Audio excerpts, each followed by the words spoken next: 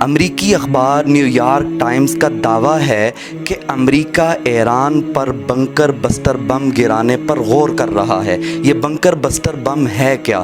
یہ بنکر بسٹر بم یہ غیر جوہری ہتھیاروں میں سب سے بڑا مہلک ترین ہتھیار ہے۔ دنیا کے اور ممالک نے بھی یہ بنکر بسٹر بم بنائے، لیکن جو امریکہ نے بنایا وہ دنیا کا سب سے بڑا بنکر بسٹر بم ہے۔ اسے GBU-57 کہا جاتا ہے۔ یہ 30,000 پاؤنڈ وزنی ہوتا ہے، اور اگر کلو گرام میں اس کو بیان کیا جائے تو 15,000 کلو گرام، اگر منوں میں بیان کیا جائے تو 400 من تقریباً اس کا وزن ہوتا ہے۔ اس کے اندر جو بارودی مواد ہوتا ہے وہ صرف 2500 کلو گرام ہوتا ہے۔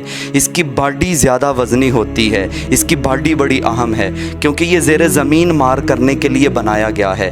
80% اس کے حجم کا جو حصہ ہے وہ باڈی کا ہوتا ہے، سٹیل کی باڈی ہوتی ہے، اور یہ باڈی یہ ایسے ڈیزائن کی گئی کہ یہ زمین کو چیرتی ہوئی 200 میٹر گہرائی تک چلی جائے، یعنی اتنی گہرائی کہ جتنی 40-50 منزلہ عمارت کی ہوتی ہے اتنی گہرائی کے اندر یہ زمین کے اندر مار کرنے کی صلاحیت رکھتا ہے۔ اور اسے گرانے کے لیے B-2 بدنام زمانہ بمبار طیارے چاہیے، جو امریکہ کے ہیں، جو افغانستان اور عراق کے اندر استعمال ہوئے تھے نسل کشی کے لیے۔ اب وہ ایران کی سرزمین پر بھی استعمال ہونے جا رہے ہیں۔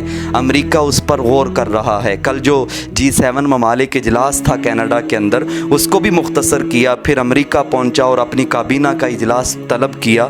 اس کے اندر کچھ چیزوں کی منظوری ہوئی۔ نیو یارک ٹائم کا دعویٰ ہے کہ اس کے اندر بنکر بسٹر بم گرانے کی بھی منظوری ہو چکی ہے۔ اب یہ بنکر بسٹر بم دنیا کا سب سے بڑا غیر جوہری ہتھیار ہے۔ یہ بلندی سے پھینکا جائے گا، اس کے اندر GPS ٹریکر ہوتے ہیں، اس کے اندر ڈیلے ایکشن سمارٹ فیوز ہوتا ہے کہ زمین سے ٹکرانے کے بعد بھی یہ پھٹے گا نہیں۔ پھر اس کے اندر GPS ٹریکر ہوتا ہے، یہ مطلوبہ مقام تک پہنچتا ہے، سگنل دیتا ہے، جب تک اس کو اجازت نہیں دی جائے گی پھٹنے کی، یہ پھٹے گا نہیں۔ یہ بم گرانے کی تیاری کی جا رہی ہے۔ دعا کریں کہ ایسا نہ ہو۔ اگر ایسا ہوا، اور ممکن ہے کہ ایسا ہو جائے گا، کیونکہ پہلے عراق کے بارے میں بھی ایسا ہی دعویٰ کیا گیا تھا کہ عراق کے اندر جوہری ہتھیار بن رہے ہیں، لیکن پھر جب عراق کو تباہ کر دیا گیا جوہری ہتھیار کا نام و نشان بھی نہیں ملا۔